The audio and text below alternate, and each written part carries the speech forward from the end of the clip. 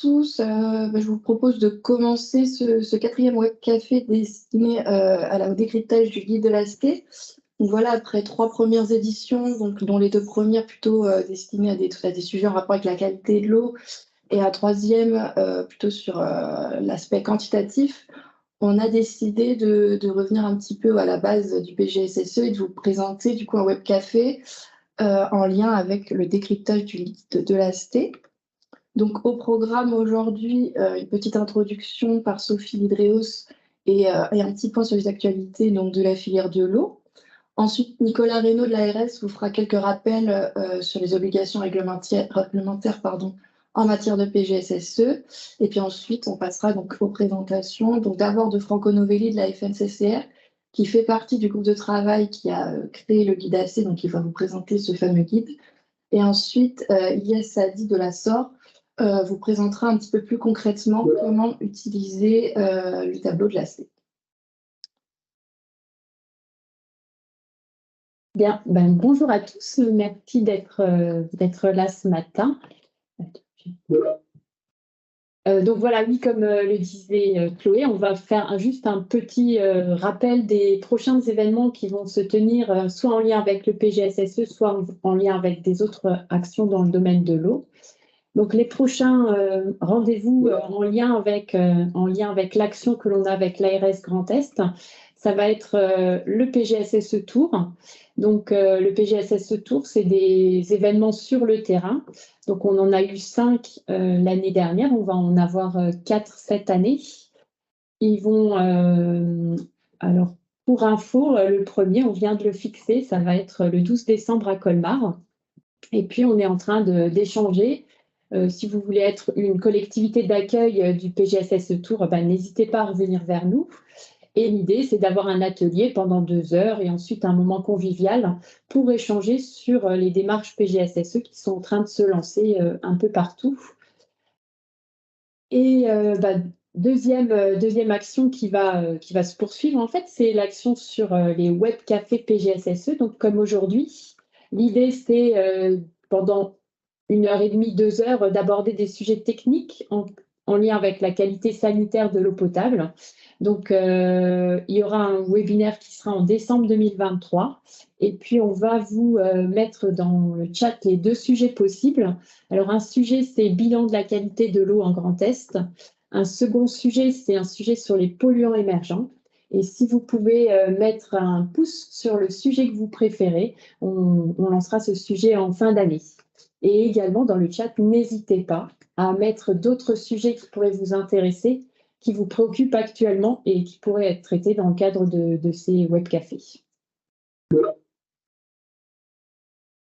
Autre action, donc la communauté des PRPDE. Donc là, beaucoup d'entre vous en font déjà partie. Mais si vous n'en faites pas partie, n'hésitez pas, vous vous inscrivez sur le site Hydreos, vous recevrez la présentation, donc vous n'aurez plus qu'à cliquer.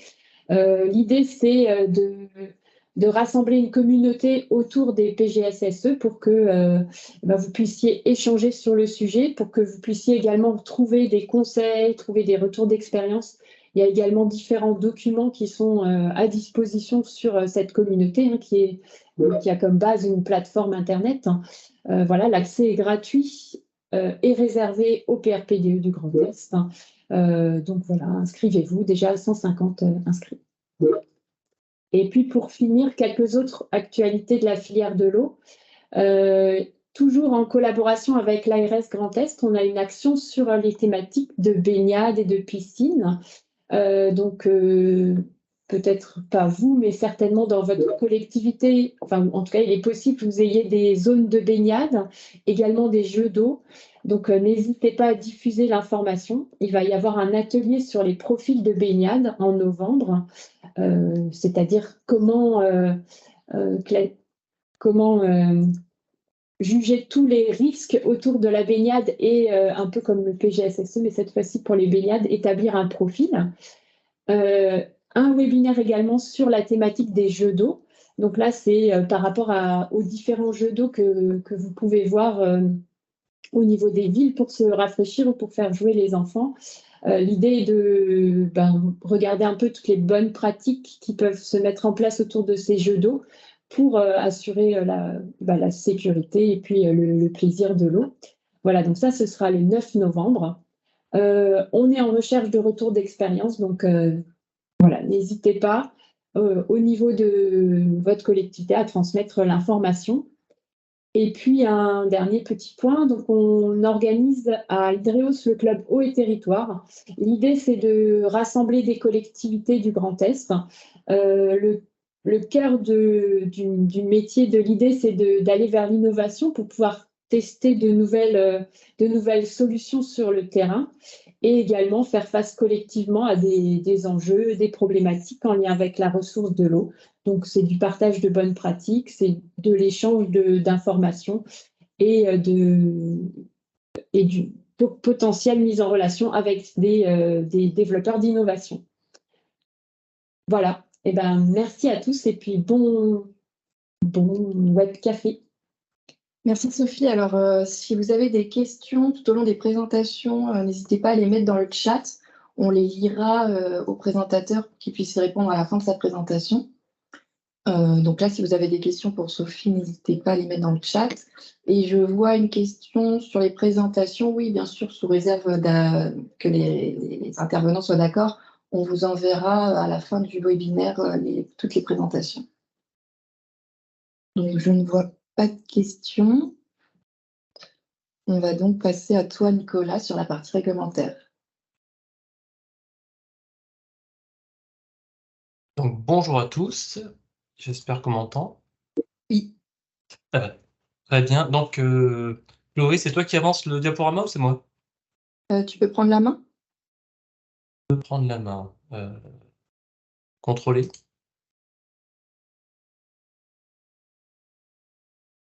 OK. Non, ouais, voilà, super. C'est bon. Donc, petite intervention, puisque si vous êtes au Webcafé PGSSE, vous avez peut-être suivi déjà nombre de nos autres webinaires ou événements, et donc vous allez certainement avoir de la redite et réentendre ce que je vous ai déjà dit. Néanmoins, des petits rappels sont toujours importants, et peut-être que pour certains, ce sera une première fois.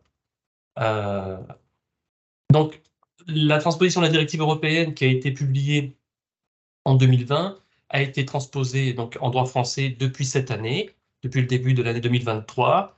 Et donc, cette transposition intègre les PGSSE au centre du dispositif réglementaire en tant que document, on va dire, pivot de la réglementation, puisque le PGSSE va se nourrir de l'ensemble des dispositifs existants, que ce soit le contrôle sanitaire, les traitements, les matériaux en contact avec l'eau, la surveillance que vous exercez vous-même, etc. Et inversement, c'est le PGSSE qui va pouvoir améliorer la situation en développant la surveillance, en mettant en évidence des risques et donc leur maîtrise. Donc le PGSSE, c'est un nouvel outil qui est à la main des exploitants. Ce n'est pas juste un outil pour faire plaisir à l'ARS, c'est bien un outil d'accompagnement. C'est une démarche de progrès et un lien avec l'ensemble des composantes de la production-distribution de l'eau. Comme le disait un collègue donc, de l'ARS Océan Indien il y a déjà quelques années, donc c'est une phrase qui a été reprise par beaucoup de monde, mais qui appartient à monsieur Dominique Maison de l'ARS Océan Indien, c'est il n'y a pas de mauvais PGSSE. PGSSE, effectivement, l'ambition du PGSSE appartient à l'exploitant et il faut peut-être aussi dédramatiser le PGSSE parce que certains se lancent dans des PGSSE très fournis et c'est très bien, mais peut-être que pour certains, il faudra commencer plus raisonnablement pour ne pas ne rien faire. Parce que le PGSSE, c'est bien une démarche de progrès. L'objectif, c'est de s'engager dans une démarche. C'est une démarche, on ne va pas tout faire tout de suite d'un coup, et il va falloir avancer progressivement et dans la durée. Donc pour cela et pour vous accompagner, il y a des différents référentiels qui existent, hein, notamment le guide de l'OMS, le guide de l'AST. Certaines ARS avec l'OIO, donc l'Office international de l'eau, ont pu créer des guides locaux, etc. Donc il y a beaucoup de documents techniques utiles et qui peuvent vous aider. mais il n'existe pas de document de référence type obligatoire. C'est-à-dire que la réglementation dit vous lancerez un PGSSE qui sera une démarche d'amélioration continue et ne vous demande pas d'appliquer tel ou tel guide, précisément. Donc, vous avez la place pour utiliser des guides et ou développer vous-même des protocoles ou adapter ces démarches à vos besoins. Donc, l'amélioration continue, il faut bien l'entendre comme une démarche. Et donc, pour rappeler à tout le monde ce que c'est qu'une démarche qualité, d'abord, on va devoir constater l'état de la situation. Donc, on va faire un état des lieux. On va se dire, mais que me manque-t-il? On va faire un plan d'action. Ce plan d'action, bien sûr, on va le mettre en œuvre. Ça va être différentes actions de type travaux, ça peut être modifier l'organisation, ça peut être les ressources humaines, ça peut être créer des procédures, ça peut être diversifier les ressources, etc. Mettre en place tout un ensemble d'actions qui ne sont pas forcément des investissements lourds, mais qui peuvent être utiles. Il va falloir dans cette démarche, étant donné que c'est une démarche d'amélioration, vérifier que ce que l'on a prévu de faire est bien fait et que ce que l'on a prévu de faire fonctionne.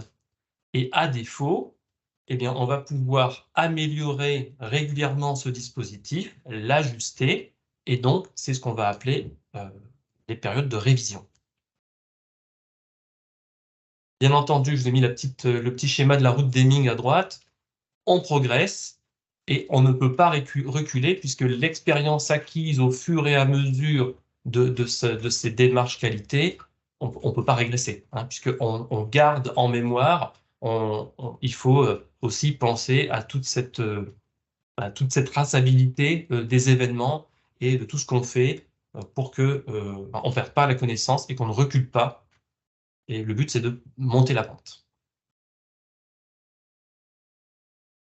Donc, le petit détail par rapport au PGSSE et la démarche qualité habituelle, on va dire, c'est que... Hop. Voilà, il y a des petits bruits parasites. Juste, c'est que la démarche qualité par rapport au PGSSE, c'est qu'elle va se baser donc sur une analyse des risques. Donc ça, c'est le fondement de la demande et de la directive européenne. Donc, par rapport au PGSSE, vous allez bien avoir un état des lieux à faire et une évaluation des risques pour définir vos besoins. Alors, vos besoins, vous en avez sans doute certains, mais peut-être qu'il va falloir aussi hiérarchiser en fonction de cette évaluation des risques. Il va falloir mettre en place un plan d'action. Jusque-là, on colle à la démarche qualité classique et mettre en place un plan de surveillance.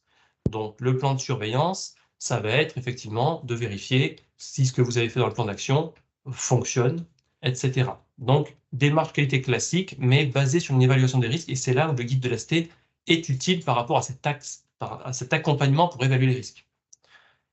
Le PGSSE, c'est aussi deux sous-thèmes, on va dire. Il y a le PGSSE de la zone de captage et le PGSSE de la production-distribution. Donc, la réglementation a souhaité distinguer ces deux zones, mais généralement, lorsque l'on va faire un PGSSE, on va, enfin, généralement, voilà, mais pas toujours, mais on va le prendre dans le cadre d'une unité de distribution logique, c'est-à-dire depuis le captage, la station et le réseau, et on ne va pas faire un découpage captage et avec le reste, puisqu'il y a une continuité et des enjeux communs. Par rapport aux échéances, donc aujourd'hui nous sommes en 2023, on va voir que par rapport à tout ce qui a été fait dans nos autres webinaires, qu'on a démarré il y a déjà un certain temps, c'est assez long de faire un PGSSE, de s'approprier la démarche, de se former éventuellement, de partager au sein de sa collectivité les ambitions et les objectifs. Et il va y avoir aussi un jalon important en 2026 avec les transferts de compétences de la loi Notret. Donc, est-ce qu'aujourd'hui, c'est vous qui serez là en 2026? Est-ce que la collectivité qui prend la compétence en 2026 aura de quoi travailler sur le PGSSE pour rendre, dès 2027, une première étape? Donc, 2027, première échéance, rendre le PGSSE à minima sur la zone de captage. Donc 2027, c'est très très bientôt. Et il faut que chaque collectivité de France, et notamment du Grand Est, dispose d'un PGSSE complet en 2029. Donc voilà les grandes échéances. par rapport au PGSSE. Donc, première étape 2027, pour tout le monde, complet 2029. En plus d'avoir rendu un PGSSE dans les délais, il faudra le mettre à jour ensuite régulièrement.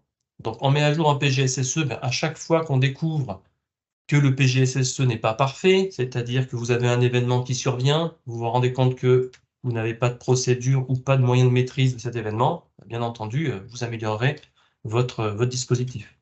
Et sinon, il faudra quand même le réviser régulièrement et au moins tous les 6 ans. Alors, certains exploitants pourront être dispensés de PGSSE, mais ces exemptions sont assez rares. Ce sera uniquement pour les tout petits réseaux, en tout cas pas les réseaux, mais en tout cas un fournisseur d'eau qui fournirait au total, tout réseau confondu, à moins de 50 habitants. Donc c'est plutôt rare. Si vous avez bénéficié d'une procédure de protection simplifiée avec un unique PPI, vous pourrez dispenser d'une partie du PGSSE, et idem, si vous avez si vous êtes fournisseur d'eau de moins de 500 habitants en tout, de tous vos réseaux, le cumul fait moins de 500 habitants, et que vous avez une eau de parfaite qualité, c'est-à-dire que l'eau brute correspond directement à une qualité d'eau distribuée, qu'il n'y a aucun risque de dégradation, vous pourrez également bénéficier à votre demande d'une exemption en démontrant effectivement la qualité et l'absence de risque sur votre captage.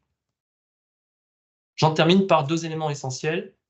L'autosurveillance de l'exploitant. Donc, je vous ai bien dit que dans le cadre du PGSSE, à la fin, vous allez déterminer, grâce à tout ce que vous aurez fait, un plan de surveillance.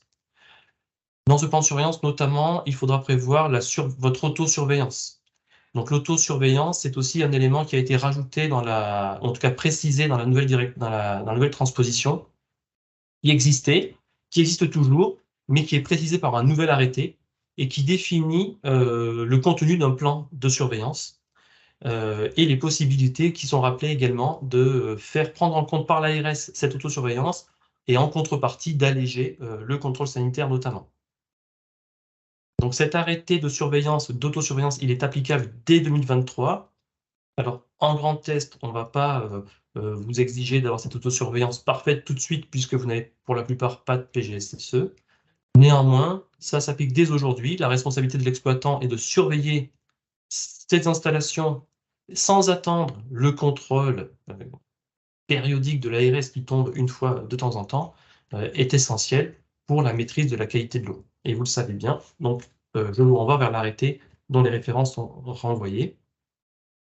Et enfin, par rapport à la zone de captage, il y a une notion nouvelle dans la transposition de la directive qui sont les captages sensibles. Alors, captage sensible, le vocabulaire est un peu peut-être maladroit puisque ce terme est déjà utilisé par des agences de l'eau ou certaines DDT.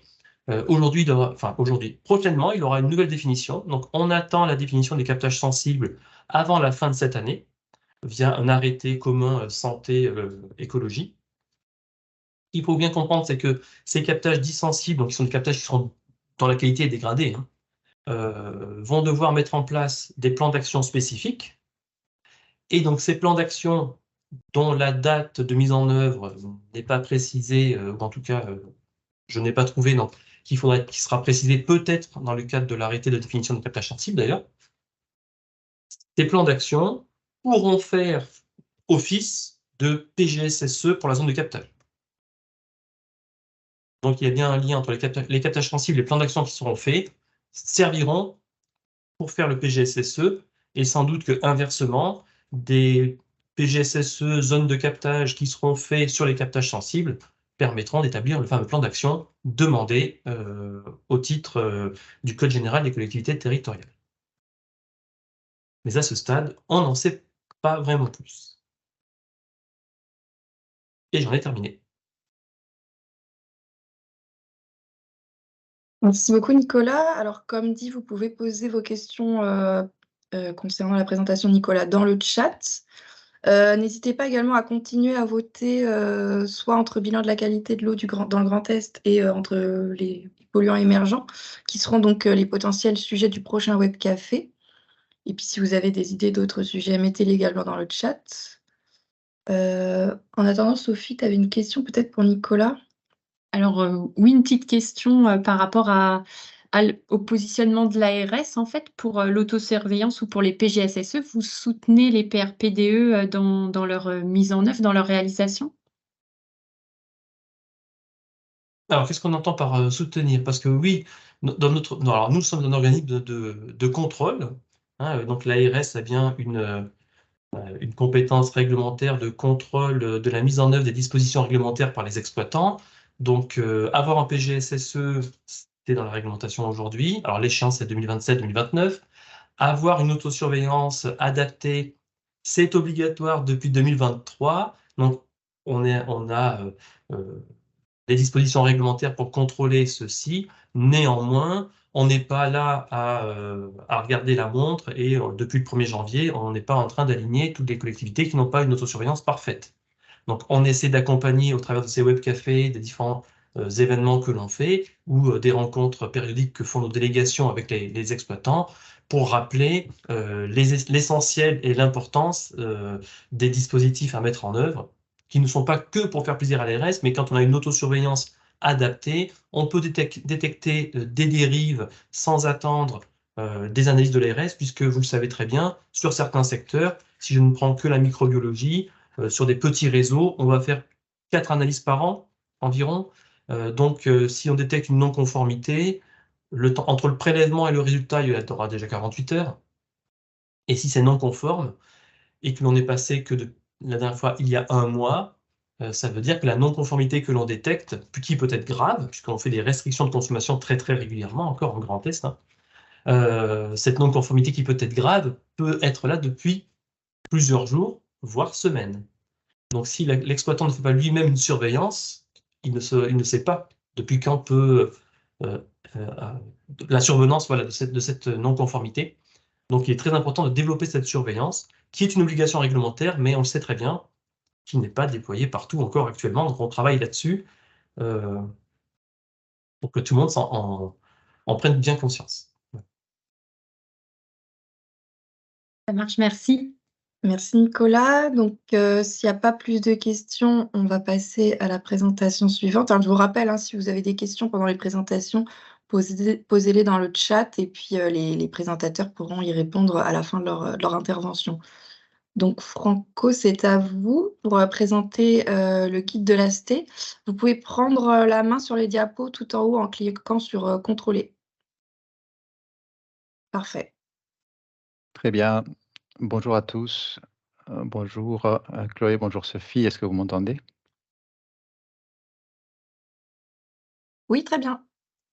Parfait.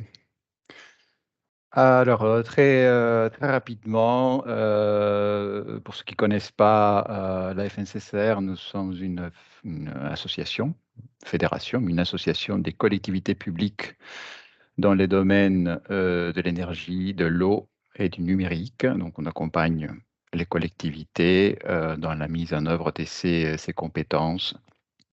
Voilà, et donc on est très impliqué dans les sujets eau, en particulier dans les PGSSE qui sont issus des recommandations de l'OMS et maintenant comme une obligation imposée par la nouvelle directive eau potable qui est déjà transposée en droit français.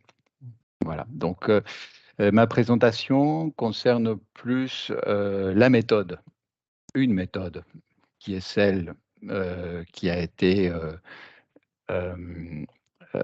produite par le groupe de travail de l'AST. Hein, donc, je vais commencer à faire défiler pardon, les diapositives. Voilà, et ce document s'appelle « Initier, mettre en place, faire vivre un PGSSE ». Donc, c'est le guide AST. Hein. Il propose une méthode de mise en place d'un PGSSE qui est une méthode comme une autre qui peut être adaptée en fonction des situations spécifiques, améliorées ou allégées en fonction des services. Et pardon, je ne me suis pas présenté moi-même. Je m'appelle Franco Novelli, donc je suis l'adjoint au responsable du département cycle de l'eau de la FNCCR. Je me charge en particulier des questions techniques sur le petit cycle de l'eau, l'eau potable, l'assainissement, mais aussi également le grand cycle de l'eau, la GEMAPI et d'autres compétences. Voilà. Tout d'abord, je voulais vous dire qu'il existe, nous avions produit avec le soutien du ministère de la Santé, une vidéo qui est sur Internet. Là, je ne vais pas la lancer parce qu'il y a le lien sous la présentation, mais ça dure une bonne dizaine de minutes.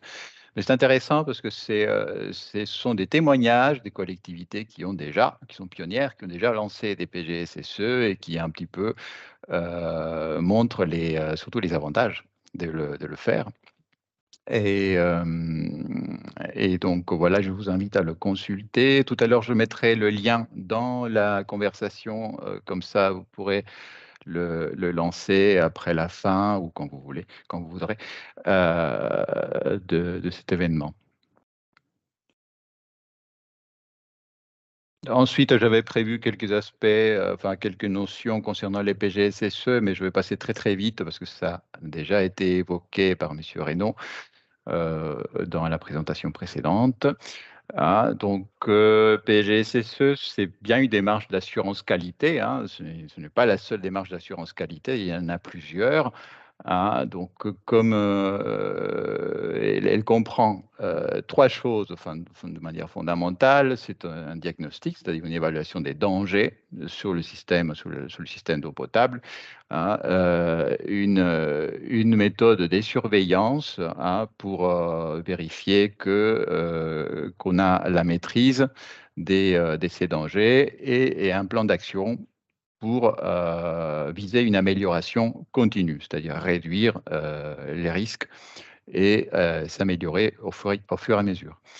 Donc, un autre principe des PGSSE est qu'on va viser plutôt les actions à la source. Si on a un problème, si on détecte si on a un danger à maîtriser, qu'il faut réduire ce danger, on va pas forcément, c'est pas que, mais on va pas s'intéresser nécessairement aux mesures qui permettent de traiter le problème à l'aval, comme on dit, mais plutôt à la source, à l'amont. Donc, c'est toujours le principe des PGSSE. Et donc, sur un système, un ensemble, une alimentation en eau potable, on va aller d'abord, s'il y a des dangers qui sont présents au niveau de la zone des captages, et ben, on va s'intéresser en priorité à ces dangers-là. Voilà. Ceci étant rappelé, il y a d'autres choses que l'on peut aussi évoquer, mais très rapidement. Donc, un lien avec le traitement à la source des dangers. Donc, il faut toujours informer les autorités en cas des tendances qui sont issues de la surveillance des captages. La prise des mesures de gestion ou des maîtrises des risques doit être faite en fonction de l'évaluation qui est produite dans le cadre du PGSSE. Il faut quand même vérifier l'efficacité des mesures et vous pouvez aussi adapter la fréquence de la surveillance en fonction effectivement de l'évaluation des risques.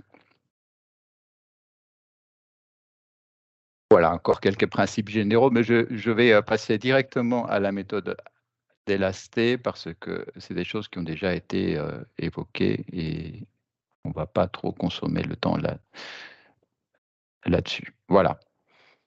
Donc, l'équipe du groupe de travail d'Elastée avait... Je tiens à préciser que je ne faisais pas partie de cette équipe. À l'époque, j'étais chef de service à Haute-Paris et j'ai rejoint la FNCCR plus tard, même s'il y avait quelqu'un de Haute-Paris qui était impliqué dans cette équipe, mais ce n'était pas moi, c'était Nathalie Fleury. Et c'était Valérie Estier de la FNCCR qui avait participé, contribué à la rédaction de ce guide. Donc, comme comme c'est montré sur la diapositive de manière assez schématique, c'est une méthode pas à pas qui commence par module, qui commence par la constitution de l'équipe qui va produire, qui va piloter le déploiement du PGSSE. suivi de l'évaluation des risques, donc du diagnostic, de la détermination des mesures des réductions des risques, le plan d'action, le suivi de l'efficacité de ces mesures et le suivi, la vérification du PGSSE. Donc tout ça dans une boucle. Vous voyez les modules de 1 à 7 qui constituent un peu la mise en place du PGSSE.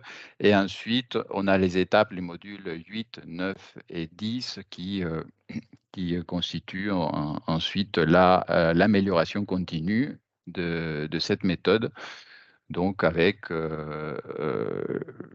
l'élaboration des procédures, la mise en place des formations, des tutorats à la 9e étape, qui permettent de consolider les connaissances, les compétences et renforcer la maîtrise des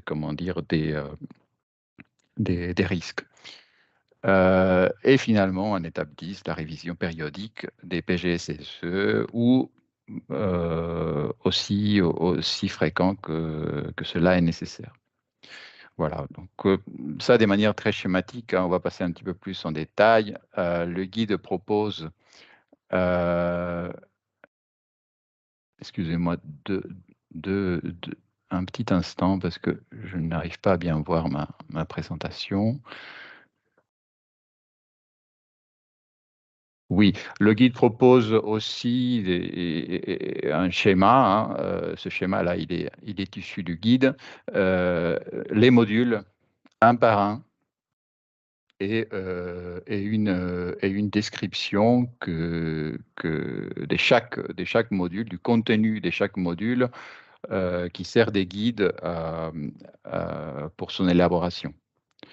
Voilà, la première étape, et c'est la constitution de l'équipe. Et cette équipe, elle doit être un peu représentative de l'alimentation en eau potable, c'est-à-dire qu'elle doit réunir l'ensemble des personnes selon l'organisation qui gèrent par exemple les captages ou le traitement ou la distribution. C'est un exemple, il n'y en a pas forcément tout. Il y a des collectivités qui ne font que la distribution. Et donc cette équipe doit réunir l'ensemble de ces éléments et des compétences aussi. Donc, si vous avez des traitements spécifiques, eh ben, il faut quand même que cette équipe puisse faire appel à ses compétences. Si c'est de la microbiologie, la chimie, en fonction des traitements, si vous avez des besoins de cartographie, voilà, aussi d'exploitants, aussi également. Donc, c'est important que cette équipe soit plurielle et qu'elle puisse se réunir facilement, voilà, pour avancer. Un aspect très important, c'est l'implication de la collectivité. Il peut y avoir certaines collectivités qui ont tendance à se dire, voilà, on va confier ça au délégataire et c'est lui qui va nous faire ce travail. Le délégataire peut très, très bien participer. C'est un professionnel privé, sachant, il peut très bien participer, mais il est lié par un contrat avec la collectivité. Attention, la collectivité ne doit pas se dessaisir du PGSSE. C'est ultra important.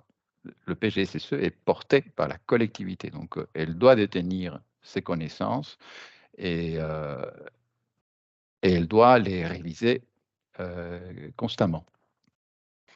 Donc, voilà, principalement. Donc, pour le premier point, la deuxième étape consiste en une description de l'ensemble du périmètre du système d'alimentation, depuis la ressource jusqu'au robinet du consommateur. Enfin, la partie qui nous concerne vraiment, c'est Ce n'est pas jusqu'au robinet du consommateur, ça c'est vraiment tout le PGSSE, mais ce qui concerne la collectivité s'arrête évidemment jusqu'en amont des installations privées de distribution. Hein, donc en général, c'est jusqu'au compteur d'eau, mais voilà. Les parties privatives relèvent de la personne privée enfin, un propriétaire de l'immeuble. Et donc là, pour décrire cet ensemble, il vous faut bien évidemment beaucoup des documents. Ça dépend après de la complexité du système, de l'alimentation en eau potable, mais des plans, des schémas, des documents de toutes sortes, des données sur la surveillance, les caractéristiques des installations. Et c'est comment dire, un point qui rappelle une obligation qui existe déjà depuis longtemps, hein, 2011-2012, dans le Code général des collectivités territoriales, qui est celle du descriptif détaillé. Hein, donc, ce n'est pas nouveau. Si le PGSSE demande ça, en principe, on devrait pouvoir l'avoir assez facilement. Donc, ces données, en général, dont on dispose déjà. Et puis aussi, en complément de ces données qui sont propres au système, il faut définir les responsabilités et les points aussi sensibles en complément. Donc, ce n'est pas uniquement des données sur les réseaux et les installations et sur la zone de captage, mais aussi qui s'en occupe et quels sont les points sensibles. Je passe à la diapositive suivante. Donc, voici un exemple des documents dont on dispose normalement, hein, les services d'eau potable, et que l'on peut très bien utiliser pour préparer son PGSSE. Donc, on ne part pas de zéro. Hein, il y a beaucoup de choses, des documents qui sont produits par les autorités ou alors par la PRPDE, ou même d'autres acteurs, hein, quand il s'agit de considérer tel ou tel risque. Donc, on ne part pas des zéros et on dispose déjà de beaucoup d'informations, certainement. Le PGSSE, c'est juste l'occasion de un petit peu consolider ces informations pour lui donner un sens particulier qui est l'assurance qualité, garantir la sécurité sanitaire. Donc, l'étape 3 de cette méthode consiste à identifier des événements dangereux et évaluer le risque initial. Alors, le risque est issu, si vous avez peut-être déjà lu un petit peu le guide, mais en général, un risque est une combinaison de la présence d'un danger et l'exposition à ce danger. Donc, c'est les deux choses qui constituent un risque. Le danger, plus ou fois, on va dire, hein, sa probabilité des survenances, en fait, l'exposition à ce danger. Donc, ces deux facteurs, on va les considérer et on va essayer de les apprécier avec une grille que je vais vous montrer tout à l'heure. Et c'est ça qu'il va falloir, dans chaque cas, cette appréciation va être différente. Mais il y a quand même des critères qui ont été pris en compte dans le guide pour hiérarchiser ce qui est plus grave, ce qui est moins grave. Donc, on donne un peu des exemples. OK. Donc, pour ces dangers que l'on peut identifier, donc on va associer une exposition qui est en fait une fréquence, enfin la fréquence de survenance de ce danger, hein, et on va calculer ce qu'on appelle un risque initial. Attention, petite subtilité, quand on va calculer ce risque initial, on ne va pas tenir compte des choses qu'on fait déjà pour le réduire. parce que dans toutes les installations et dans tous les systèmes, on a certainement déjà, parce qu'on on a dû surmonter des crises, des pannes, des dysfonctionnements, donc on s'est déjà doté souvent des mesures de maîtrise de ces risques. Ça peut être, je ne sais pas, un capteur supplémentaire, une pompe supplémentaire, un équipement supplémentaire, un document, une procédure de vérification. On a déjà fait quelque chose, hein, sauf qu'on n'a pas forcément documenté, mais on a déjà fait souvent quelque chose, sinon on serait tout le temps dans la non-conformité. Eh ben, on n'en tient pas compte pour l'instant. On évalue au départ un risque initial. Voilà. Ensuite, on va identifier, c'est l'étape 4, on va identifier des mesures de maîtrise et leur efficacité pour hiérarchiser le risque résiduel. Donc, dans cette étape-là, on va se dire, ah, tiens, on avait déjà mis en place telle ou telle mesure qui permettait de réduire le risque. Donc là, on va s'intéresser par exemple au capteur de pH ou le capteur de chlore supplémentaire qu'on avait rajouté au cas où le premier tombe en panne, voilà, ou alors à la procédure de vérification, machin, on avait déjà fait ça. Et donc, et cela nous a permis de réduire le risque et être dans la situation où nous sommes actuellement. Donc, c'est ce qu'on appelle le risque résiduel. Je vais le présenter un petit peu plus clairement après.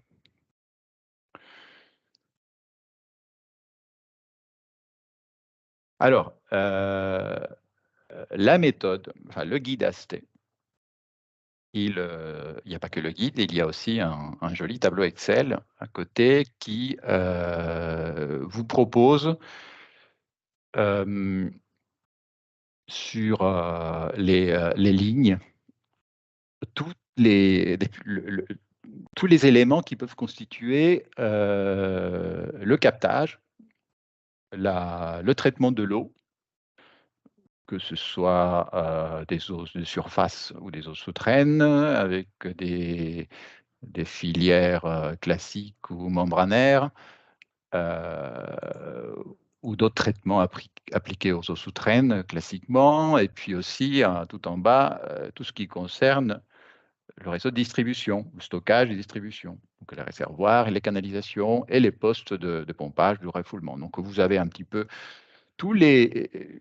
Il est assez complet. Et donc vous pouvez toujours trouver des choses supplémentaires et en rajouter. Hein. Ce n'est pas un fichier qui est figé, mais vous risquez normalement de trouver tout ce qu'il vous faut là-dedans. Cela vous permet ensuite de, vous verrez, pardon, dans les colonnes, les cases pour évaluer le risque initial, les mesures de maîtrise et ensuite le risque résiduel sur les premières étapes qu'on a déjà vues ensemble.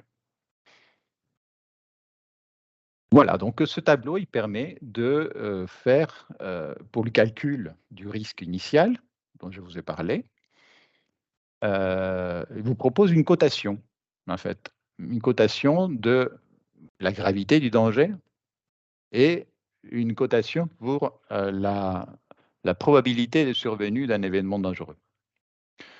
Donc voilà, vous avez des 1 à 16 pour la gravité des dangers. Je vous disais qu'il y avait quand même des critères qui étaient indiqués dedans. Donc le 1, c'est pas d'impact sanitaire. Et la valeur de 16, c'est un dépassement d'une limite des qualités sur un paramètre microbiologique. Donc on sait tous, quand on traite de l'eau potable, le pire, c'est d'avoir un risque microbiologique. Donc ça, c'est la cotation la plus élevée, la plus grave. Et pour les probabilités, c'est le petit tableau, le petit encadré juste en bas. Donc c'est en fonction des fréquences. C'est un événement exceptionnel qui se produit tous les 5 ans ou plus, où c'est un événement vraiment très, très fréquent. Donc il est au moins mensuel. Donc si vous multipliez 16 la gravité 16 fois la probabilité 5, vous tombez sur 80. C'est le pire que vous pouvez avoir, un risque initial. Voilà. Je défile vite sur la diapositive à la fin. Sur ce tableau, vous avez un petit peu une matrice des résultats sur lesquels vous pouvez tomber. Donc, sur la première colonne qui propose le risque initial, vous allez de 1 à 80.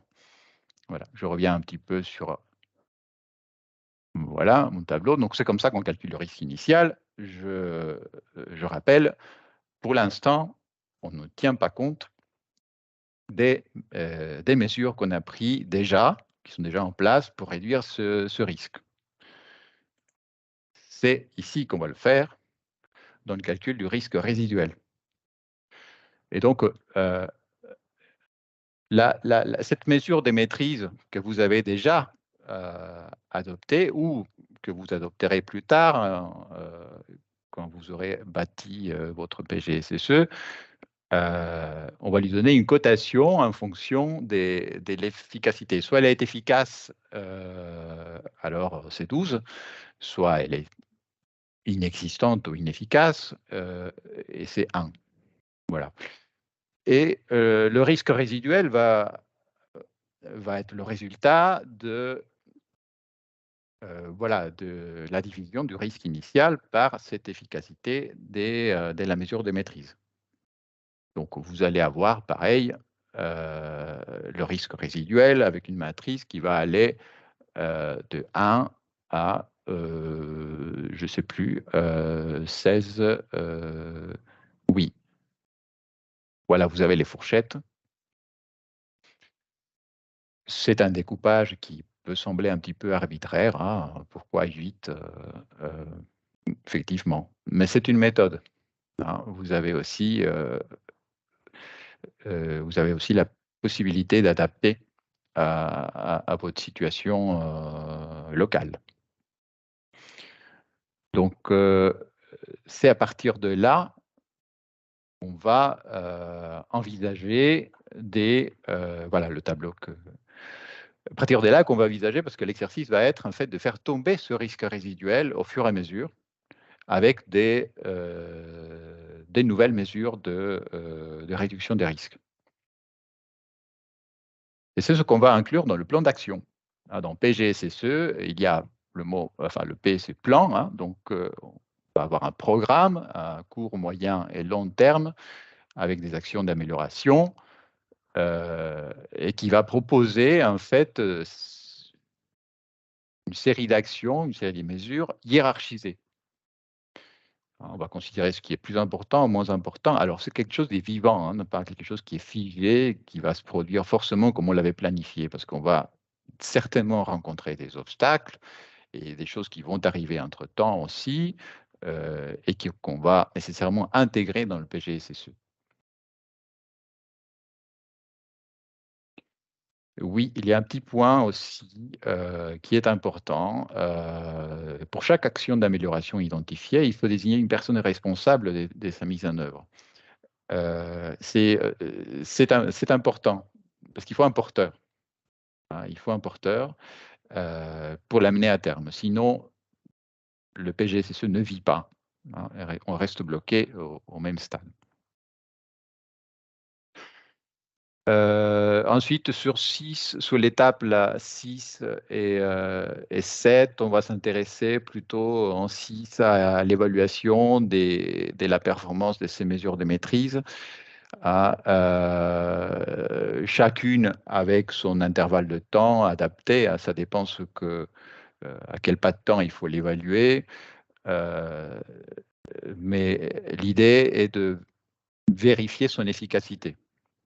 Et si on constate effectivement que la mesure n'est pas efficace, il faut revoir, il faut reconsidérer cette mesure et en proposer une autre, une nouvelle. Et en 7, on va s'intéresser plutôt à faire vérifier par nous-mêmes, évidemment, avec un suivi rigoureux, mais aussi par des tiers, un auditeur ou même les usagers, les consommateurs, que la qualité est respectée, enfin, qu'il y a le suivi des qualités est efficace. Et un dernier point très important est celui de suivi des non-conformités, hein, parce que les non-conformités et les risques qui peuvent se présenter, il peut y avoir des nouveaux, hein, ou il peut y en avoir des non-conformités qui se produisent et qu'on doit surtout assurer le suivi, les décrire, les enregistrer et assurer le traitement. Donc on a, c'est aussi comme une espèce de un petit traitement des non-conformités. On a parlé d'amélioration continue, donc à chaque fois qu'une non-conformité se produit, on recherche la cause et on identifie la faille et on apporte une solution, une mesure adaptée. Voilà.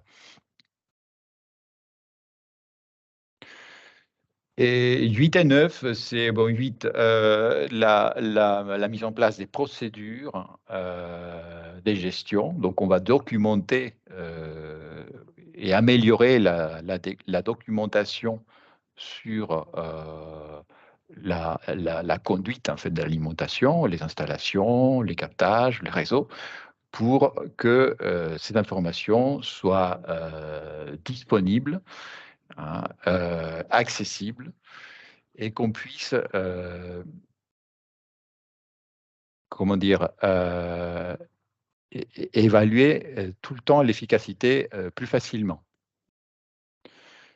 On va s'intéresser aux situations des crises également, pas uniquement aux procédures opérationnelles pour piloter les installations, mais aussi qu'est-ce qu'on va faire quand il y a quelque chose qui ne va pas. Donc, ça, c'est aussi important. En 9e, on va plutôt s'intéresser aux formations, au tutorat, combler les lacunes, hein, des connaissances ou des compétences chez les personnes qui pilotent l'alimentation en eau potable, chacune dans son domaine, pour s'assurer que les mesures qu'on prend sont efficaces. Et enfin, la deuxième étape, c'est la revue périodique des PGSSE en tant que de besoin, mais au moins une fois tous les 6 ans, c'est la réglementation.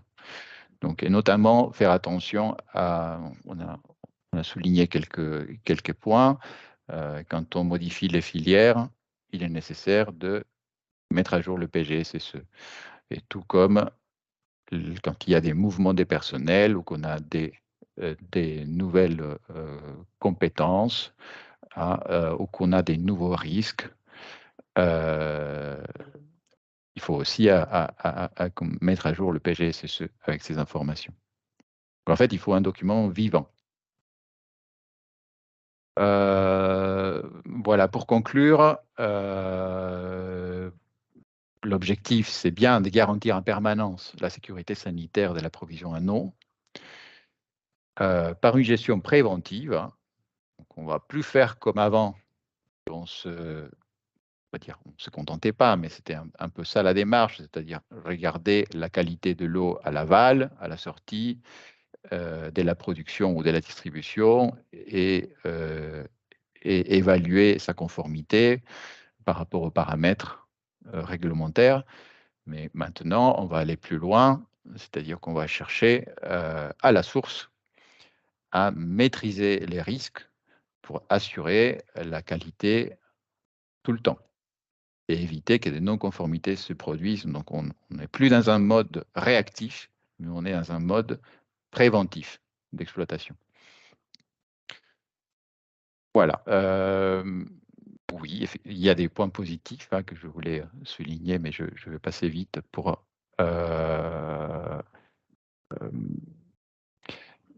pour conclure, il y a quelque chose d'important, c'est que si le PGSSE est bien conduit, on peut faire des économies parce qu'on peut adapter la surveillance en fonction des risques.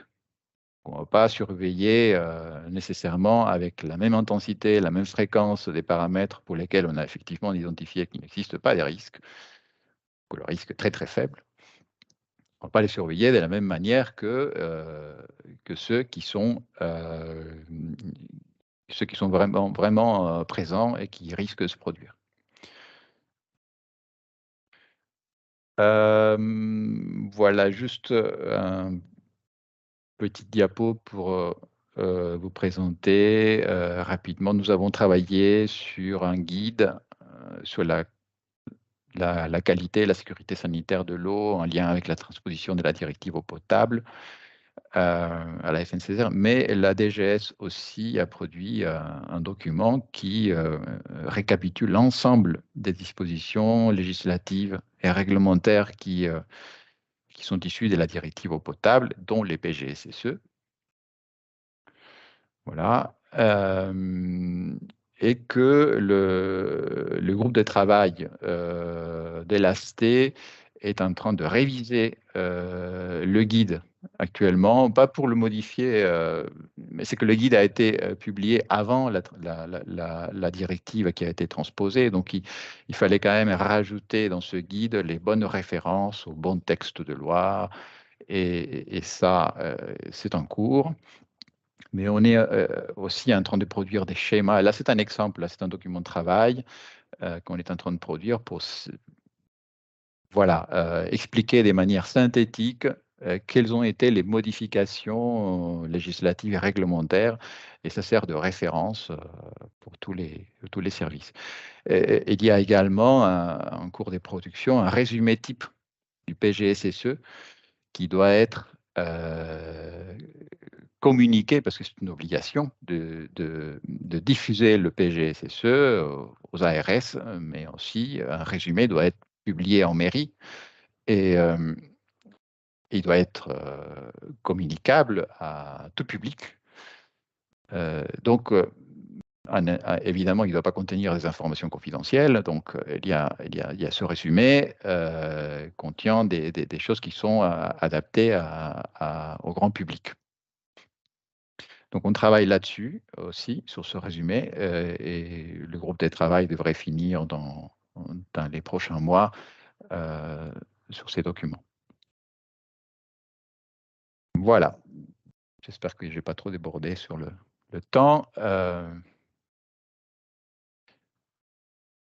Merci Franco pour cette présentation du guide AST. Là, je pense qu'on a une bonne vision globale de tout ce qui est la démarche PGSSE. Donc, comme dit tout à l'heure, n'hésitez pas à poser vos questions dans le chat. En attendant, Sophie, tu avais une question? Alors, une question en lien avec la forme des PGSSE que vous pouvez voir sur le terrain. Est-ce qu'il y a des choses un peu originales, ou est-ce que la plupart du temps, c'est des fichiers Excel ou d'autres types de documents? Il y a toujours des fichiers Excel. On passe toujours par des... Oui, si l'on applique cette méthode ou une autre, de toute façon, il faut passer par la cotation des risques. Donc, on a toujours des fichiers pour essayer de rendre explicite, même si c'est toujours un petit peu subjectif, hein, mais oui. Après, certaines collectivités préfèrent commencer dans la stratégie, préfèrent commencer par une unité un peu isolée, plus petite, et qui est plus facile à boucler rapidement, qui sert un petit peu de pilote pour ensuite étendre à l'ensemble des différents systèmes d'alimentation dont elle a la compétence. Il y en a d'autres qui préfèrent attaquer par la plus complète, celle qui a tous les éléments, hein, la plus complexe, celle qui a à la fois des eaux de surface, des eaux souterraines, qui a des aires d'alimentation de captage ou alors des cours d'eau. Et puis, comme ça, ils ont un peu tout traité dans un PGSSE qui peut servir des modèles aux autres qui n'ont pas cette complexité. Donc, il y en a certains qui s'attaquent à la complexité. Et puis, et d'autres préfèrent commencer par des unités plus simples. Tout dépend du parc, on va dire, tout dépend du nombre de systèmes d'alimentation qu'on gère. Il y a des syndicats qui gèrent une multitude de petits systèmes. Il y a des métropoles qui en ont globalement un très très gros et certains petits autour. Donc ça dépend. Et voilà. Je ne sais pas si j'ai bien répondu à la question. Mais... Oui, oui, oui, super.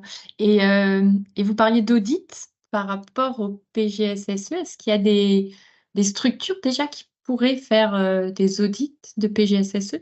Oh, bien sûr, il y a tous les cabinets qui sont contrôleurs, hein, parce que oui, c'est une différence hein, avec les autres démarches d'assurance qualité. Si vous avez une ISO 9000 ou une ISO 14000 ou 22000, il y a une obligation d'audit externe.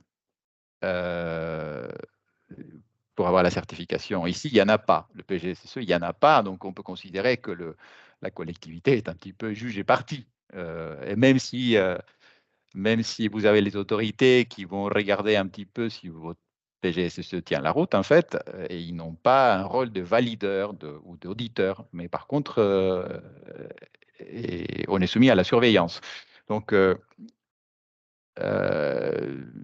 oui. Et il y a des cabinets qui font ce type d'audit, mais ça passe par. Il faut que la collectivité puisse contractualiser avec ces cabinets. Je ne sais pas, je cite quelques-uns, hein, Bureau Veritas, je ne sais pas, il y en a plein. Secotec. Donc, oui, effectivement. Donc, il est très important d'être aussi très, très, très honnête avec soi-même. Et puis, ça fait partie de la démarche de ne pas cacher des risques ou des défaillances, ou de ne pas, parce qu'on se fait mal à soi-même finalement. Donc, ce n'est pas le but de l'exercice. Le but, c'est d'être transparent et d'aller dans une démarche d'amélioration continue, pas des culpabilisations. C'est quand même le risque aussi. Hein. Quand il y a plusieurs services, des fois, ce n'est pas le but. Le but, c'est vraiment d'être objectif et d'être efficace dans l'amélioration. Alors, on a une question de Yannick Verdonel de l'ARS. Est-ce que le nouveau guide FNCCR, en lien avec la transposition, est un accès libre? C'est une très bonne question. Et puis, je n'en suis pas sûr. Et je vais vous les présenter, mais il me semble qu'il est un accès pour les adhérents de la FNCCR qui sont très nombreux, mais peut-être pas tout le monde. Mais en complément, j'aurais dû le montrer aussi, il y a le guide de la DGS qui est très complet et qui aborde l'ensemble des dispositions aussi. Il doit figurer dans le bulletin santé du mois d'avril, si ma mémoire est bonne. D'accord. Alors, je ne vois plus de questions. Peut-être juste un dernier point qui me semble important dans la constitution de l'équipe. Si on est exploitant et qu'on veut se lancer dans un PGSSE, il ne faut pas sous-estimer un PGSSE, il faut se faire aider. Parce que les exploitants, pour bien faire un PGSSE, enfin, si on arrive à vraiment à l'intégrer, ça veut dire qu'on arrête de faire comme on faisait avant et maintenant, on exploite avec un PGSSE, c'est-à-dire d'une autre manière. Et ce n'est pas le PGSSE à côté que l'on va mettre à jour. Non, c'est le PGSSE, on est dedans, en fait. Et je ne sais pas si je m'exprime, si tout le monde comprend ce que je veux dire, mais il faut l'intégrer. Quand on l'a intégré, ça veut dire qu'il fait partie de notre quotidien. Et qu'on pense PGSSE, on pense risque, on pense efficacité des mesures de maîtrise. Voilà, merci Monsieur Reynaud. C'est cette note d'information qui est dans le chat qui a été publiée par la DGS. Et donc, pour bâtir un PGSSE, il faut se faire aider par des experts, sauf les services qui ont des ingénieurs ou des équipes des projets à côté qui peuvent s'épancher sur tout ce travail-là des PGSSE. C'est possible, mais ça demande du temps. Ça demande du temps, de la concertation, des réunions, d'écrire. Et donc, il ne faut pas sous-estimer, il faut souvent des moyens supplémentaires pour le faire, au moins au départ. Au moins au départ. D'accord, bah, merci pour ce complément. On va passer à la dernière présentation de ce webinaire. Merci. Merci beaucoup, oui. Qui sera donc réalisé par Monsieur Sadi de la SOR. Donc après cette présentation un peu globale et théorique du guide AST, qui va nous faire une présentation un peu plus technique et un peu plus concrète avec des exemples. Donc vous pouvez allumer votre micro et prendre le contrôle de la présentation. Bonjour à tous, est-ce qu'on m'entend? Oui. D'accord. Pour un souci de bande passante, je ne suis pas en France actuellement. Je vais couper ma caméra pour être sûr qu'il n'y a pas de problème de bande passante. Voilà. Donc, alors bonjour à tous, donc je me présente, Sadi Ilyes. Je suis en dernière année d'école d'ingénieur à l'ENGIES, donc l'École nationale du génie de l'eau et de l'environnement à Strasbourg. Donc j'ai réalisé 3 belles années d'apprentissage au sein de la société SOR à Nancy. Et donc j'ai eu comme mission principale durant mes 3 ans, c'était la réalisation, l'accompagnement des collectivités pour lesquelles nous sommes fermiers du PGSSE. Voilà, donc le lancement des démarches, etc. Donc c'est en fait avec toute l'expérience que j'ai pu accumuler que je prends la parole et que je vais vous présenter comment réaliser, comment chez SOR nous réalisons un PGSSE. Donc en 2 temps, hein, une présentation de la méthodologie de travail SOR, puis un temps pour les questions et échanger en fonction du retour que vous pourrez me faire et des questions que je vais pouvoir éveiller chez vous. Donc, pour la méthodologie de SOR, on n'invente rien. En complément justement de ce que M. Novelli vient de nous présenter, on utilise le guide AST initié, mettre en place, faire vivre un PGSSE du groupe de l'AST et le tableau Excel qui est fourni avec, les 1500 lignes. Donc, on s'appuie sur ces documents pour réaliser, nous, les PGSSE en partenariat avec les collectivités. Donc la première phase, j'ai décidé de vous présenter les choses en phase et non pas en module parce que justement pour pas reprendre la présentation générale de l'AST du PGSSE avec module 1, module 2, mais plutôt en phase pragmatique et vraiment qu'est-ce qu'on réalise sur le terrain, comment ça se passe. Donc pour l'équipe PGSSE, c'est très important au sein de la structure fermière, donc chez nous SOR, de constituer une équipe. Donc la constitution d'équipe se fait généralement de la manière suivante.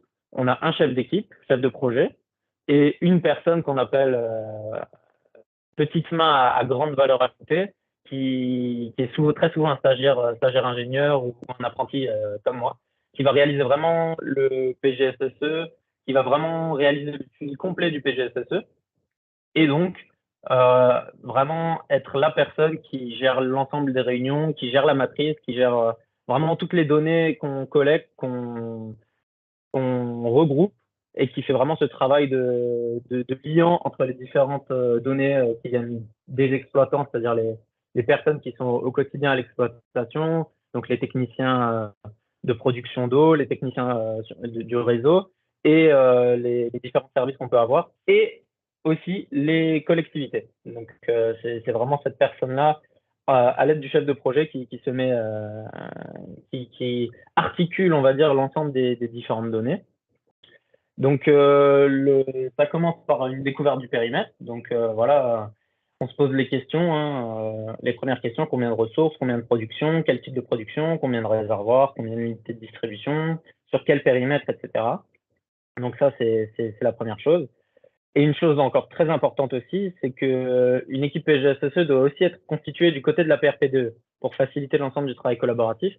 Donc pourquoi je dis ça? Parce que nous, en tant que société de délégation de service public, on nous délègue la gestion de l'eau potable ou par exemple juste de la distribution ou juste de la production, ça dépend les marchés.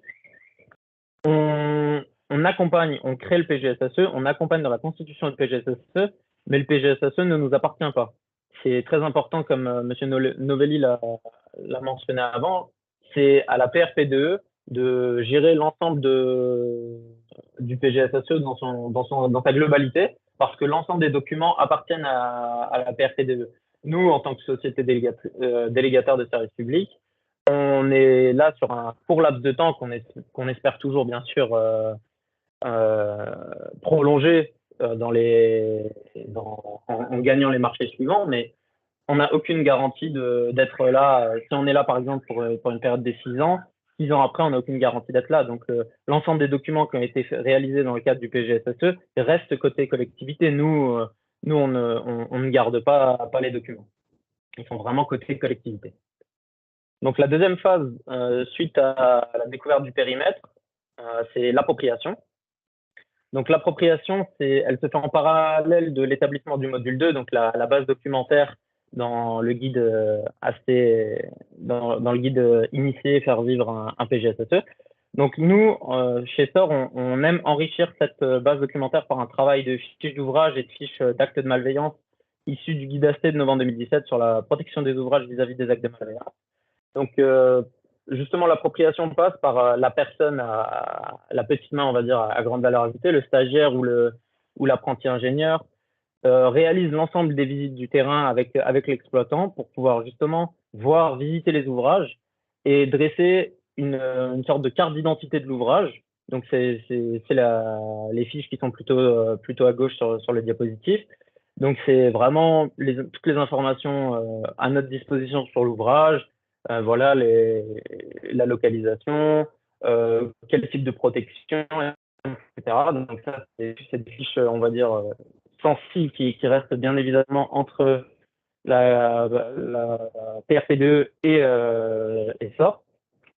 Et les fiches de protection de donc l'AFT a publié un guide en 2016 justement sur la protection des ouvrages, et c'est un élément important du PGSSE, la sécurité sanitaire, justement la protection vis-à-vis des actes de malveillance. Et nous, on en fait vraiment un acte d'ouverture de notre PGSSE, parce que ça permet justement de prendre en connaissance l'ensemble du périmètre, l'ensemble des ouvrages sur lesquels on va devoir discuter les risques un peu plus tard.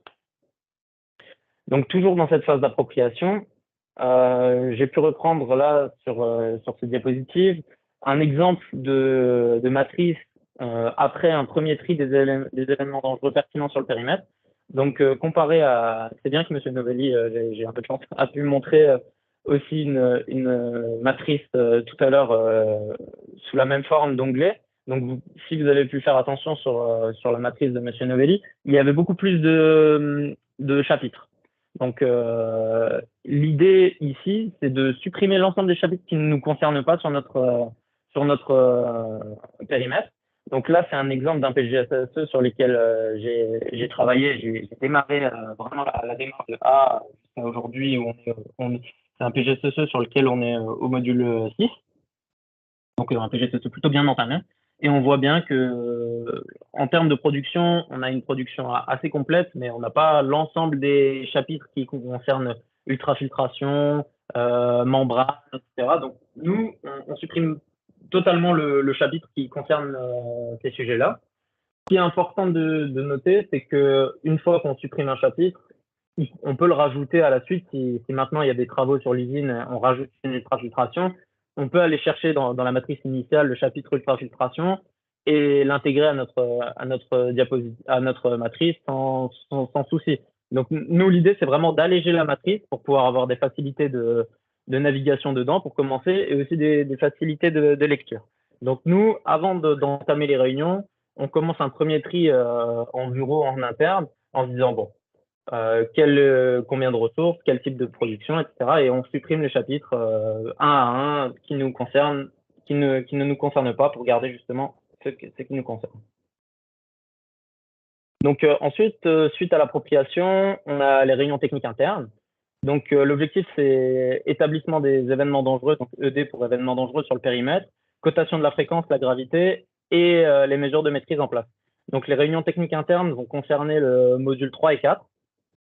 Donc, la méthode qu'on utilise, c'est des réunions physiques avec le personnel d'exploitation de production ou de réseau en fonction de la thématique de la réunion. Donc, on essaye de faire des réunions thématiques réseau, ressources, production, vraiment et stockage, bien sûr, en subdivisant les thématiques pour essayer de ne pas surcharger les réunions et avoir trop d'informations. Donc, moi, en l'occurrence, comment je fonctionne, je présente la matrice AST triée et je réalise du passage en revue ligne à ligne de l'événement dangereux prédéfini pour cotation avec l'agent. Donc, comment ça fonctionne? Par exemple, sur le diapositive ici, c'était sur un réservoir. La cause d'apparition de l'événement dangereux, comme formulé dans la matrice, c'est défaillance opérationnelle. Donc, le tout, c'est d'essayer de le reformuler pour que l'exploitant, le personnel d'exploitation, puisse nous répondre un maximum avec le plus de justesse possible. Donc, ici, par exemple, c'est un peu petit, j'ai un peu du mal à lire, mais c'était lié à la défaillance opérationnelle. Donc, sur ce PGSSE, c'était si notre réservoir a un problème quelconque, une pollution ou quoi, et que le réservoir n'est plus disponible pour un laps de temps inconnu, comment on fonctionne? Est-ce que c'est déjà arrivé? Quelle gravité, etc. Donc là, on peut voir que sur des travaux ont été réalisés sur ce réservoir. Donc, l'événement dangereux était arrivé parce que pendant la période de travaux, le réservoir n'était plus disponible. Donc, on avait mis une fréquence de 2, une gravité de 16 parce que c'est lié à la continuité de service. Donc, on a un risque brut de 32. Ensuite, les mesures de maîtrise. Donc, déjà, il y a la bonne formation des agents qui réalisent les manipulations sur le terrain de bypass du réservoir. Et il y a, on va dire, le fait qu'on est en connaissance de ce qu'on fait. C'est-à-dire que quand on bypasse le réservoir, on sait exactement les points faibles qu'on va avoir sur le réseau. Sur ce réseau-là, on sait que si on arrive à un jour où on a le besoin d'heures de pointe, donc le BHP, donc c'est la période sur laquelle il y a le plus de tirage, on va avoir des zones qui vont potentiellement ne pas avoir d'eau. Donc ça, c'est problématique. Donc l'idée, c'est de travailler en conséquence, de faire soit le travail de nuit, soit de réaliser le travail sur des périodes où on sait qu'on consomme moins d'eau. Donc par exemple en hiver, etc.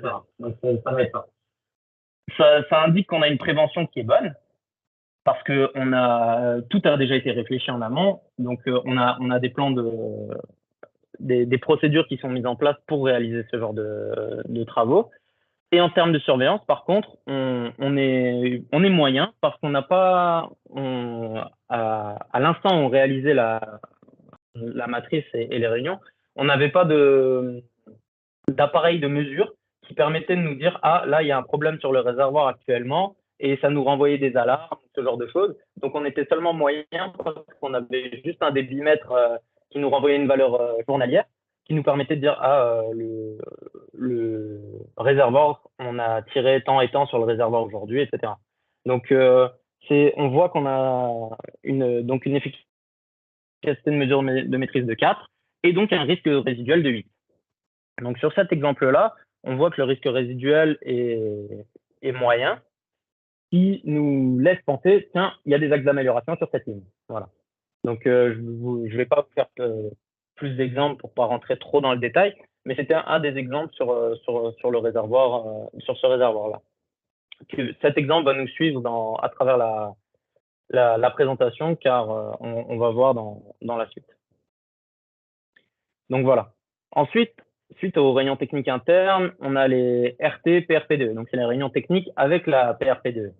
Donc la matrice AC, elle est utilisée en premier lieu donc, comme un outil d'échange avec l'exploitation.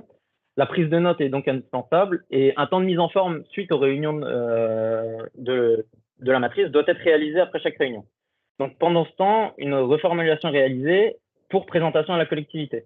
Donc nous, ce qu'on fait chez SOR généralement, c'est qu'en prévision des réunions techniques avec la PRPDE, on réalise un tableau en reprenant l'ensemble des événements dangereux qu'on va présenter à la collectivité sous forme simplifiée, comme on peut le voir ici. Donc, pour le même événement dangereux que tout à l'heure, donc on a une défaillance opérationnelle. Si le réservoir est non fonctionnel, mise en place d'un bypass qui permettra de distribuer directement depuis l'usine. On a un manque d'eau uniquement en cas de BHP, donc besoin d'heures de pointe. Il nous manque à peu près 40 mètres cubes heure dans le pire scénario possible, on va dire. Donc voilà, comme je l'ai présenté avant, on a les instructions de travail adaptées, les agents formés pour mettre en place les bypass. On a une conduite de refoulement qui a été remplacée récemment, 2020, 2021. Là, effectivement, j'ai plus la date en tête. Apparemment, je l'avais pas bien noté. Et l'instrumentation en place. Donc, on a un compteur, on a le marnage du réservoir qui est présent, qui aide à pouvoir identifier les dysfonctionnements. Donc, en fait, ça permet à la collectivité d'avoir une vision pas forcément d'avoir une vision plus simplifiée que la matrice qui est très, très, très lourde à consulter. Et c'est une des façons qu'on a de fonctionner. Donc, en fait, on commence généralement à présenter, on ne présente pas toutes les lignes à la collectivité en réunion parce que c'est énormément de travail et ça demanderait énormément de temps. Donc, on présente des événements dangereux spécifiques qui ont un risque résiduel souvent supérieur ou égal à 8 pour pouvoir amener des actes de discussion avec la collectivité. Donc ça, c'est la phase 4. Et la phase 5, justement, c'est à la PRP2 de travailler parce que, comme on l'a dit, comme M. Novelli l'a dit, comme je l'ai dit, comme je le répète, parce qu'on le répétera jamais suffisamment, le PGSSE appartient à la collectivité et la collectivité doit s'approprier absolument le travail du PGSSE. Donc, une fois les événements dangereux établis par l'exploitant, donc par le fermier et nous en l'occurrence, il est impératif que la collectivité, donc par le biais du chef de projet PGSSE de la PRP2, passe du temps dans la matrice et en prenne connaissance. D'où l'importance de ce que je vous ai dit pendant la phase 1, de la constitution de l'équipe, et que l'équipe qui ait une équipe dédiée côté PRP2. Donc la méthode SOR, donc elle consiste à réaliser un partage de la matrice via le SharePoint. Donc l'utilisation des commentaires Excel et un code de couleur permettent de prendre en compte les remarques des collectivités. Donc ici, j'ai un exemple d'une matrice dans laquelle on travaille avec une collectivité sur un SharePoint. Donc cette collectivité-là a vraiment la matrice en partage sur le SharePoint. Donc c'est le même document sur lequel on travaille. Ils ont accès et une fois qu'on a défini avec eux, qu'on a passé nous le temps qu'il fallait sur l'ensemble des événements dangereux, elle nous fait un retour via des commentaires des commentaires Excel. Ça peut être des questions, ça peut être un commentaire sur la notation. Tiens, cette notation me paraît élevée, cette notation me paraît faible. Ça peut être toutes sortes de commentaires. Donc, suite à ça, on réalise donc de nouveau une RTPRP2, cette fois de finalisation du module. Donc, la PRP2 termine sa lecture de la matrice AC, note l'ensemble des lignes avec commentaires pour discussion en RTPRP2, donc en réunion technique. Chaque événement dangereux est discuté pour finalisation de notation avant présentation au COPIL. Donc ici, je rappelle aussi ce que le guide AST nous préconise, c'est les 3 instances de réunion. Donc il y a la réunion technique interne, la réunion technique PRPDE, les COTEC, comités techniques, et les COPIL, comités de pilotage.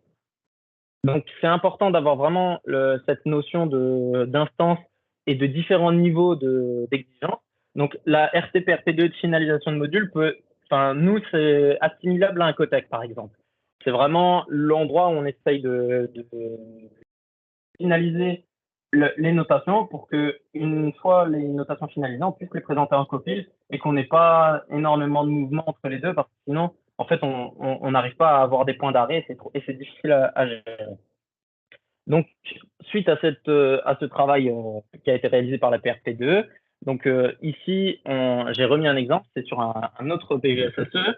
Donc, on a un réservoir A, donc qui a pour événement dangereux la dégradation des matériaux et équipements des réservoirs. Donc, on a la pompe doseuse de chlore qui est défectueuse. Il y a une absence d'affichage qui induit une dérive de volume d'injection de javel.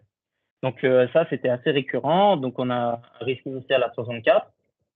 On voyait qu'on avait en mesure de maîtrise, on avait un passage hebdomadaire des agents, un autocontrôle de chlore hebdomadaire, une chloration choc si besoin, mais que c'est pas viable de compter sur un passage hebdomadaire que voilà, c'était pas, il fallait faire mieux. Donc la question de la PRPDE, c'est le devis est fait et signé et les travaux ont été réalisés. En gros, pourquoi on a encore cette ligne qui apparaît? En fait, le PGSSE, c'est quelque chose de vivant. Chaque réunion correspond à une photographie à un instant T. Et du coup, quand j'ai commencé le travail de réunion à la réunion concernant le réservoir A, cette pompe doseuse de chlore n'était pas réalisée, l'exploitant ne peut pas me dire elle est réalisée, c'est pour le moment elle dérive. Donc nous, on l'inscrit comme ça dans le module 3 et 4. On arrive à la fin du module 3 et 4, l'exploitation continue de vivre sans le PGSSE parce que c'est quelque chose de nouveau. Nous, on continue de faire notre travail d'exploitant au fil de l'eau, si je peux me permettre. Et du coup, la pompe doseuse de chlore, forcément, a été changée parce qu'on ne peut pas continuer de travailler dans des conditions comme ça. Donc, nous, on fait le nécessaire pour changer cette pompe doseuse de chlore. Et du coup, la problématique qui est arrivée en début de PGSSE, en début de travail, n'est plus d'actualité, mais on ne va pas la supprimer. Elle reste intégrée au PGSSE. La fréquence, ça s'est passé par exemple 3 mois avant. Donc 3 mois avant, c'est présent, on le note, et ça sera que dans le module 5 qu'on notera l'amélioration. Donc, nous, ce qu'on a dit, voilà, c'est on peut augmenter la prévention et la surveillance.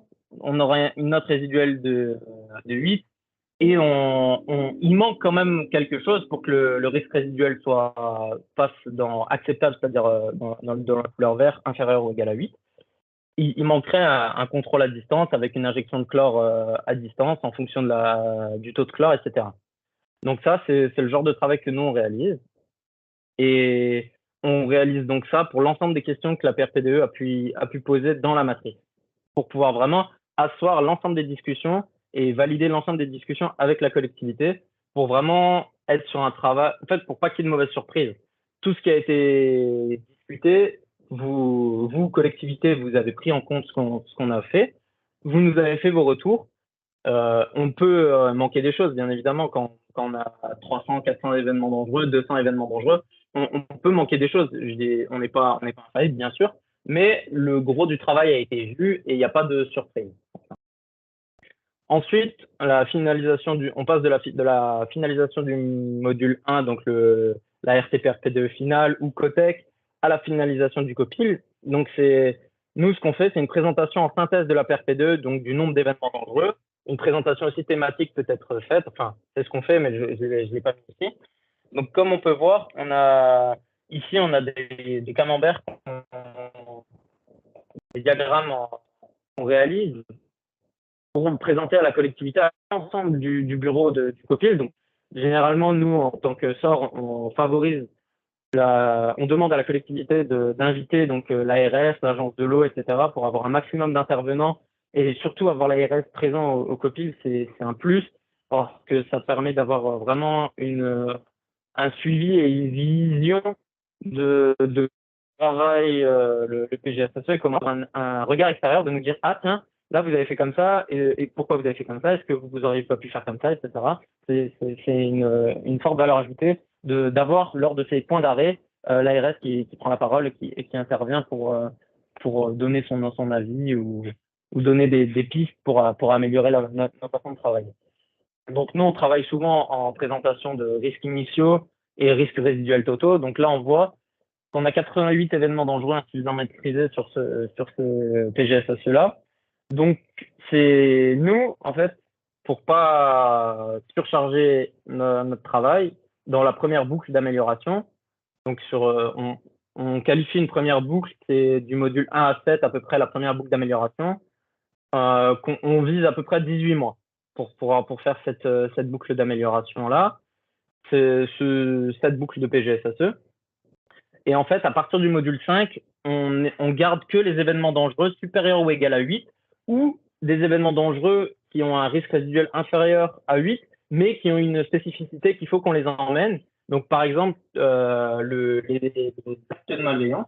On a très souvent, on est en milieu rural, donc on a très peu, enfin moi, j'ai jamais eu d'intrusion depuis que je travaille, donc c'est ma 3e année de PGSSE. J'ai jamais eu d'intrusion marquée sur un réservoir ou autre, tant mieux. Du coup, les fréquences d'apparition sont faibles, elles sont à 1, et les événements, et du coup, le risque brut est à 16. On a souvent quand même quelques barrières de protection vis-à-vis des actes de malveillance, ce qui fait que le risque résiduel est souvent inférieur ou égal à 8, donc RAS, mais on aime bien emmener toute la partie protection vis-à-vis des actes de malveillance au module 5 pour savoir, parce que comme expliqué à la phase 2, on réalise un audit, l'ensemble d'un diagnostic vis-à-vis des protections des actes de malveillance. Et du coup, en fait, c'est tout un travail qui correspond au module 5 de proposition d'amélioration. Donc, par exemple, on propose de rajouter une clôture ici, on propose de rajouter un capot renforcé, etc. Donc, on emmène ça, plus les événements dangereux, donc supérieurs ou égal à 8, qui sont priorité 1 ou priorité 2. Donc voilà, j'espère que j'ai été clair. J'espère que ça a été que vous m'avez bien entendu, qu'il n'y a pas eu de coupure. Et donc je reste disponible pour questions et échanges si vous avez. Je vais remettre la caméra. Merci beaucoup pour cette présentation. Effectivement, ça nous a donné une bonne vision concrète de la mise en place d'un PGSSE. Donc n'hésitez pas à nouveau à poser vos questions dans le chat. Sophie, peut-être pour commencer, une petite question. Oui, alors par rapport à l'utilisation ensuite des PGSSE, vous, la sœur, vous restez dans la boucle ou alors ensuite les PRPDE prennent la main et vous êtes plus forcément dans la boucle? Comment ça se passe? Ah, c'est une bonne question. Donc, par exemple, quand j'ai commencé mon apprentissage, on était sur des PGSSE dits pionniers. Donc, on commençait tout juste la démarche PGSSE. Donc, on est en novembre 2020. 2021. Non, 2020. Novembre 2020, c'est juste. On a un PGSSE sur mon périmètre qui avait débuté à ce moment-là. Donc aujourd'hui, on peut dire qu'on est à quasiment 3 ans après, où on en est. Donc en fait, le PGSSE, donc on a validé le copil final. Donc comme j'ai expliqué, nous on part du principe que le PGSSE, on va du module 1 à 7, donc selon la méthode AST, pour une première boucle. Et on a validé le copil final de validation du module 7 en janvier 2023. Et donc, à ce moment-là, nous, ce qu'on fait, c'est on prend du recul. Donc, on est toujours fermier de cette collectivité. Donc, on continue la gestion, on va dire, la gestion quotidienne d'exploitation de cette collectivité. Et le PGSSE est un outil pour la collectivité de suivi de son contrat. C'est-à-dire, ah tiens, on avait noté dans le PGSSE que vous aviez, en axe d'amélioration, vous aviez proposé ça, on avait mis cette échéance, à ce tarif-là, on avait signé les devis, donc où est-ce que ça en est, etc. La collectivité a décidé, en fait, on était en reconduction cette année de contrat, on a reconduit le contrat pour 6 ans, et du coup, dans cette reconduction de contrat, il y a contractuellement une réunion PGSSE annuelle de suivi du PGSSE. Donc nous, moi je fais partie d'un pôle chez la SOR qui est la performance opérationnelle, donc c'est pas le pôle qui est dans l'exploitation même, on est un service support, mais c'est le chef de secteur de l'exploitant qui exploite sur le contrat, qui a l'ensemble des clés du PGSSE en main pour pouvoir continuer de suivre. Nous, on est en support et par exemple pour la réunion annuelle, on peut préparer cette réunion annuelle ensemble en disant bon, où est-ce qu'on en est? On avait mis ces échéances-là pour ces mesures d'amélioration. Où est-ce que ça en est? Est-ce qu'on l'a fait? Est-ce qu'on a dû le repousser? Pourquoi? Etc. Donc, pour présentation à la collectivité. Donc, aujourd'hui, nous, c'est vraiment un outil qui, aujourd'hui, n'est pas encore optimal dans sa façon de continuer le suivi du PGSSE et de l'exploitation en parallèle. Mais à terme, on voit très bien que le PGSSE sera la clé côté collectivité et côté fermier de discussion et de travail sur l'exploitation quotidienne. Je ne sais pas si j'ai été clair. Oui, merci, très clair. Alors, on a une autre question de Monsieur Ganivet. Est-ce que vous avez une estimation du temps que peut prendre pour mettre en place un PGSSE? Oui, donc il n'y a pas de souci, je l'ai mentionné, mais brièvement. Donc nous, on part du principe que la première boucle, on essaye de la finaliser en 18 mois. on part du principe qu'un an et demi, c'est bien pour pouvoir aller du module 1 à 7. Donc, pourquoi un an et demi? Parce qu'en fait, à partir du module 5, on a un plan d'action qui est hiérarchisé, chiffré, et on a vraiment quelque chose de concret. C'est-à-dire qu'on a un plan qui dit, voilà, en fonction de la collectivité, on peut planifier les choses de manière trimestrielle, de manière semestrielle ou de manière annuelle. Pour l'exemple de PGSSE le plus abouti qu'on a, on a planifié de manière annuelle pour pas s'enfermer dans des délais en disant voilà, vous avez 3 mois pour faire ci, 3 mois pour faire ça, etc. C'était une manière de se dire bon, on se laisse des marges et on fait les bilans annuellement.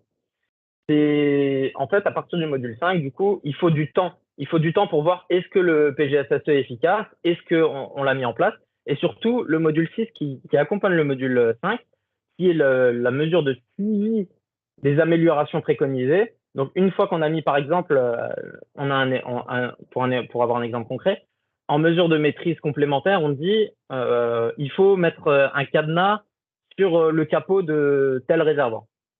Donc, voilà, le cadenas est mis, le cadenas est acheté, le cadenas est mis. Maintenant, en accompagnement cette mesure de maîtrise, on a dit qu'il fallait avoir une détection anti-intrusion. Donc, la mesure de suivi de cette mesure complémentaire va être combien de fois la détection anti-intrusion a sonné? Est-ce qu'elle a sonné? Si elle n'a pas sonné, si elle sonne, quelle procédure ça déclenche? Donc, c'est ces questions-là qui font partie du module 6. Et en fait, pour pouvoir définir l'efficacité d'une mesure de maîtrise, il faut du temps pour pouvoir avoir vraiment un temps sur lequel cette mesure de maîtrise a lieu. Sinon, on n'a pas de recul nécessaire. C'est pas parce qu'on vient de mettre le cadenas qu'on dit bah tiens, est-ce que le cadenas est efficace? Il faut laisser 1 mois, 2 mois, 3 mois, 1 an, des fois même pour voir si une mesure de maîtrise est réellement efficace. Du coup, on se laisse 18 mois pour boucler du module 1 à 7.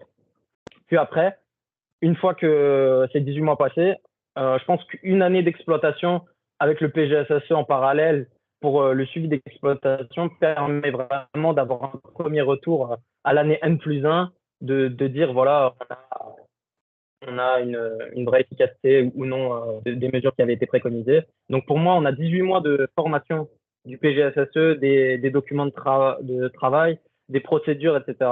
Et on aurait 12 mois sur lesquels on a un premier retour d'efficacité réelle du PGSSE. Donc c'est sur ce quoi nous on se base actuellement. D'accord, merci.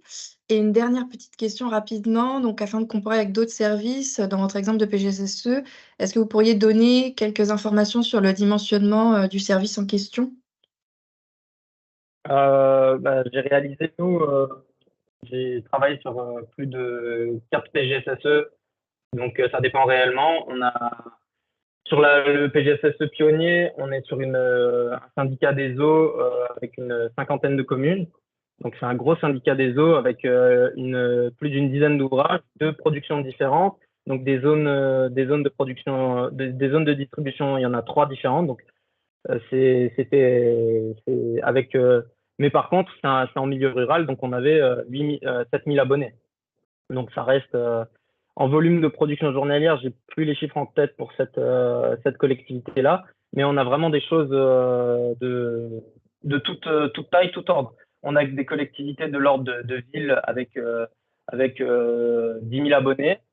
On a des collectivités de l'ordre de syndicats des eaux, milieu très rural, où on a moins d'abonnés, mais 300 km de réseau. Donc c'est variable et ça nous a pas fait définir nos temporalités, c'est-à-dire qu'on reste sur 18 mois.